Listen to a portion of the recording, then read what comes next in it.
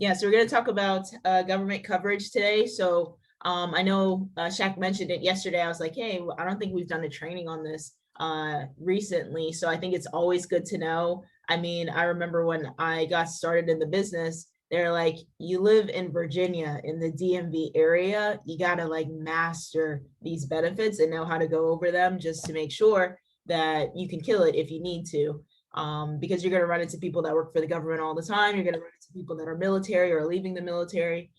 So it's really good to kind of know a little bit about this. I'm going to be really in depth. I'm going to talk about everything about military benefits when you're active, and then when you're a veteran, when you leave or just you leave the military, and then if you're a federal employee and your group coverage there. So I'm going to go through all three of those, kind of who gets coverage, how much coverage you can get, kind of what the costs are a little bit like, and where to kind of find all of these things. But everything about government benefits, the great part about it is that it's all public information. So everything is on Google. All of the information that I just found here is on Google, either from the VA website or the OPM website, Office of Personnel Management. So everything is from that. That way you guys can get that information if you ever need to access it on a regular basis. But I am going to let Mike kick it off because he is the one that has some experience in this area. Good morning, everybody. Welcome to our training. I know that a lot of you guys already know who I am, but for those of you that don't, my name is Mike Doby. I actually spent 6 years in the Air Force active duty, stationed out in Las Vegas, so that wasn't too bad. But a lot of what I did was 24/7 ops, so I didn't really get to go downtown too much to enjoy all that. But the nice part about it was I was very steeped into the military community, and I was born and raised with a military brat as well. My dad was Air Force, my mom was Army, so being in the military was basically just a big part of my life for the first 20-something years of it. But once you join the military yourself, you figure, okay, I already have an understanding a little bit about what the military life is going to be like. And then you actually join and you realize you had no idea at all. And when you're first going through basic training, not only do you get to do a whole bunch of push-ups and sit-ups and run and get yelled at a lot, but they give you death by briefings. So they literally throw you into a room for like 5 hours straight one day and just present all of these like most dry, boring videos that are explaining all of your options and benefits. And then they throw paperwork in front of you and they say, sign here, initial here, and just put this number here. And you have no clue really what is going on, what they're having you sign your life away for. And when it's all said and done, you leave and someone's like, oh, did you do this? And you're like, I have no idea. So eventually, as you're in the military itself regularly, then you can go down, you can see your HR people, which are other military people that are basically the ones that do all the paperwork, that tell you what you have, what you need to do, what you don't need. And they are some of the hardest people in the world to get an appointment with. If you think going to the DMV is hard, you should try talking to those guys. But eventually, you finish out your military service. You're like, all right, cool. I'm ready to get out. I'm ready to go out there and make a living now instead of just getting experience. And you go to transition out. You get a job offer, and they say, okay, great. Well, you're leaving the military. Here's what's going to happen. You have your serviceman's group life insurance. That's going to end as soon as you leave. You can convert that to VGLI, but they don't really tell you much more than that. They just say, oh yeah, you can convert it to something similar outside. And then if you go get a government job, they say, oh, hey, cool. Well, you have an option in the government where you can have life insurance too, so you don't have to worry about it. And it's not just the insurance part of it, but it's also the military's version of a 401k, which is called the Thrift Savings Plan, or TSP. They don't really explain too much about that and all the different options that you have while you're in the military. And then when you're transitioning out, they just ask if you have it or not. And they say, okay, cool. Well, someone will help you out with that later. So it's a very hectic, kind of a mess situation. And a lot of people that are in the military, unless they specifically go out of their way to look for this information, have no idea what they have, and definitely have no idea what they can do with it and what their options are.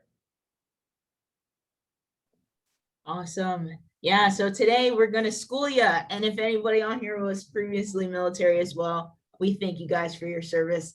But hopefully you guys can now master a lot of these concepts as well. So first one we're going to talk about is SGLI, which stands for Service Members Group Life Insurance. So that is pretty much the coverage that you have while you're actively in the military. So who qualifies for this? I'm going to read through this, but Mike can probably explain it a little bit better because there's a lot of things that I don't really understand what it meant. But so obviously, if you're active duty in any of the forces, so Army, Navy, Air Force, Marines, Coast Guard, it says if you're a commissioned member of the NOAA, U.S. Public Health Service, as well, if you're a cadet or midshipman of the U.S. Military Academy. So and then a member of cadet or midship of the reserve or ROTC, as well, and you're authorized in training and practice cruises. And then ready reserve or National Guard, any volunteers in the IRR, so individual ready reserve. And then also there's some people that are on ready reserve or National Guard that are on non-pay status. They can also qualify for SGLI, but they have to at least have 12 periods of inactive training for the year, and then also have drilling points rather than pay. So I don't know if Mike, you want to clarify any of that stuff. All right, so basically what this all breaks down to is if you're active duty, then yes, you qualify for it. If you're a member of a couple special op groups, the NOAA or the USPHS, then you can also qualify for it. The big ones, though, are if you're a cadet, like if you go to the Air Force Academy, or if you're going to the Naval Academy or things like that, then you can also qualify for it once you get to a certain point. The same holds true for ROTC. If you have yourself or you have a child that's going to be going through ROTC, after they've spent their first couple of years in, then they get promoted to a rank. And once they get promoted to that rank, they start receiving some pay from the military, as well as some of the options for the benefits as well, which is the ROTC training part of it. If you're in the individual ready reserve, the IRR, that basically means that you're not an active military person. So when you're not being active, you're not being covered by military benefits. But when you are activated or when you're doing you have certain commitments that you have to do. You have to do certain number of weeks per year that you have to go down and basically play what we call your war games of practicing being in the military. So if they do have to call you for some reason, that you'll be able to function in your designated job. And so while you're active in those roles, then you're covered. But in your regular day-to-day life, when you're not actively doing military service, then you're not being covered. So that means if I'm driving down to my ready reserve, I'm not actively serving at that point in time. So if I was to get into a car accident and something happens, I'm not covered at that point. But if I'm at the place and I'm doing my actual service and something happens, I am covered. And then I think the last one, drilling for points rather than pay, we don't really need to get into that too much. Awesome. Awesome. Thanks, Mike. So hopefully that clears it up. If you guys, I know some people, they want to work with specific markets. So this would be a great thing to pay attention to as far as like who qualifies for SGLI. Now, as far as the options for coverage, so here they can get maximum 400,000 of coverage. I don't know how many times, countless times I've met with military families. They're like, oh, I think I have $500,000. I have 450. I have 550. Nope, it's been 400,000. It's been 400,000 for a long time. And I haven't seen it gone up. And this is directly from the website. So you will always know for a fact the maximum is 400,000, and most people will choose that because it's very cheap. I'm going to show you guys the premiums in a second, but it goes up in 50,000 increments or goes down from that in 50,000 increments. Spouse coverage is also provided for a fee. And the maximum for the spouse is only 100,000 of coverage, and that goes down in 10,000 increments. And then they can't get more coverage than whatever the service member has. So if, for example, Mike only had 50,000, then I can't get more than 50,000 as a spouse. So that's there. The spouse coverage, the cost does increase every 5 years. So it does go up in cost. It's not super dramatic, but the premiums are also listed on the website. And then 10,000 for each dependent child. So a dependent child is somebody that is not married and under the age of 22. And so they can be covered, and there's no charge for the dependent children to have the 10,000 of coverage. Anytime once you separate from the military, you have 120 days also of coverage until you decide to make whatever changes. So that'll still cover you, and it is free during that period of time in between. And then some people can get part-time coverage. So this is what Mike was mentioning earlier. So if you're a reserve member and you don't qualify for full-time coverage, you can have part-time coverage. So those are all of the options for coverage available for SGLI. And the rates here, this is what I was saying earlier, the rates are very cheap. So as far as like conversations to have with people about SGLI, you don't really need to sell against SGLI because it's actually very good. If you look at the maximum 400,000 of coverage, it's only $25, and that comes out on their per pay period out of their check. And so it's very good. It doesn't matter how old you are. You could be 20, 30, 50, 60, and you're still paying $25. It doesn't matter your age. So it's actually really, really good coverage to have while you're active. And then also, like I said, the spouse coverage is relatively cheap for 100,000 there as well. So that's while you're in the military. So when I have conversations with families that have coverage and they're active, there's a couple things that I want to ask them. So first and foremost, I'm going to ask, how long do you plan to stay in the military? Because if somebody's like, I'm going to be there for the next 20 years minimum, right? I'm just going to crank it out and get all my retirement benefits, then they're probably not going to leave anytime soon.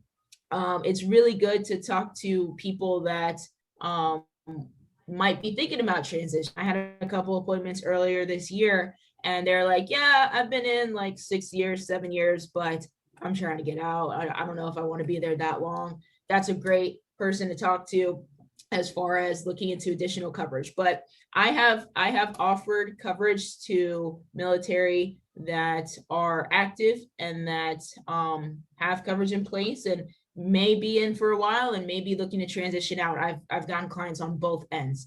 There are some limitations. I'm going to talk about that in a second, but here I just ask a lot of questions to figure out and raise some doubt. I mean, if you create a need, then people will see that. So what do I say? How long do you plan to stay in the military? What if you, I said leave the government. I meant to say leave the military. But what if you left the military, just decided to leave, or it was involuntary? Like maybe some people get discharged for injuries or mental health, things like that. So with that, it's not always guaranteed. If somebody tells you that, yeah, I'm going to stay in for 20 years, it's not guaranteed, especially if they're like going to be in combat, right? So that's huge. You can become uninsurable at any time. So that's something to always bring up. A lot of times, especially if you're talking to like a younger family, they're like, oh, we're healthy, we're good, we're golden, it's fine. Later down the road, I can get my coverage. But that's not always the case, because when I know from experience, a lot of times when people exit the military, they're either on a medication or something else has happened, or they're on some type of disability. So if they get on a certain type of medication for a lot of mental health things, anxiety, PTSD, depression, any of those things, that can limit their ability to get private coverage down the road. So those are things that I would bring up if people have been hospitalized. All of the underwriting questions that we usually ask, those things can come into play. So insurability is huge to kind of talk about. Also, the cost of private coverage does go up as we get older. We all know that. So it's always good to lock it in now when you're the youngest and healthiest. So if they're like, hey, well, we are, I don't know, let's say between their 30s and 40s, and they have really, really young children, and they're looking to get out of the military within the next, I don't know, 5 to 10 years, their kids are still going to be young, and they're probably going to need coverage once they leave the military. So it might just be beneficial to lock it in now while they're still young and healthy at a lower rate. So that's huge. So then my commitment question is, if they agree with those areas, wouldn't it make sense to also have additional private coverage just in case? So that's there. So I didn't put this on my slide, but as far as like the spouse only has 100,000 of coverage. So they may be underinsured. So in that situation, sometimes I've gotten the spouse to get coverage, and then the primary person that's active in the military, they just keep their SGLI for now. So those are those situations. Like I said, I don't go against SGLI because it is beneficial, but these are some questions where I have been able to get clients that do have SGLI. And also to piggyback off of what Shondell said, not everyone that leaves the military chooses when they get to leave. For instance, my dad had already served 14 years, and the government was trying to limit the size of the military, so they did what was called forced reshaping, and it basically forced a whole bunch of people that were senior in their leadership to retire early. So instead of being able to even get to retirement, they were forced out literally just a handful of years before they could even get their retirement. And one other thing that's also huge to keep in mind as well is if someone has private coverage outside of their military coverage, a lot of those private coverages don't cover military injury, military related deaths. They have what's called an active war clause in them. Right. That's huge. And so war and terror clause. So with that, it's always good to know the benefits of our policy. Obviously, we don't have any war or terror clauses, any natural disaster clauses. A lot of insurance policies do have that, especially when September 11th happened. A lot of companies didn't pay out on claims because of those things. And so just knowing that we don't have that on our policies is also a good thing. So that's great. Thanks, Mike. So as far as some special cases, so this is what I was talking about as far as some of the limitations. So anytime you're going to get a policy on an active duty military person, they have to be stationed in the US. If they're stationed outside of the country, we are not able to take a life insurance application on them, right? Just think about things logically. Number one, how are they going to complete any of the medical exams and do all of that if they're in a foreign country? Are we even going to be able to reach them? Number two, they could be a little bit more higher at risk at that situation. So we don't accept, unfortunately, if they are not stationed in the US for them. Number two, you have to fill out a military solicitation form. So anytime you fill out an application on an active duty member and you put in their employment and it says US Army or Air Force or anything related to that, it's going to automatically send you an additional form that needs to be signed once the company issues the policy. So they have to sign off on that. And then here's the limitations as far as coverages. So if somebody is an officer, which means, correct me if I'm wrong, Mike, this means that they went to college, right? Correct. And they got commissioned. Right. So they went to college and they can have the maximum coverage. So 1.5 million, they can have that in addition to, total amount with their SGLI. So 400,000 of coverage in their SGLI and 1.5 million is the maximum coverage that they can have. So then that means that's what they can get up to. Then if they're E7 to E9, so these are all pay grades, then they get the maximum 750,000, E4 to E6 is 500,000, and E1 to E3 is 300,000. So when you notice on the application, life insurance application, and we'll ask what's the pay grade. So if they're either government or military, well, no, it's just military, I believe, on the application. It'll ask their pay grades. Why? Because of this. So that's just some special cases to make sure you know as well. Now, if somebody's going to transition and transition out of the military voluntarily or involuntarily, then they can have VGLI. And if you guys have questions, because I know this is technical training, you can definitely post them in the chat. If I can answer, I'll answer them for you. But Veterans Group Life Insurance is the one that we can definitely argue against, right? It's not a great option, and I'm going to go into those details right now. So anybody that leaves the military, they can transition. So any veterans or former service members, You have 1 year and 120 days to be able to make that transition. So it's a long period of time that they can make that transition, which is, I guess, good for them. But you can get anywhere from 10,000 to 400,000 of coverage for VGLI, but it can't exceed how much you had when you were active in the military.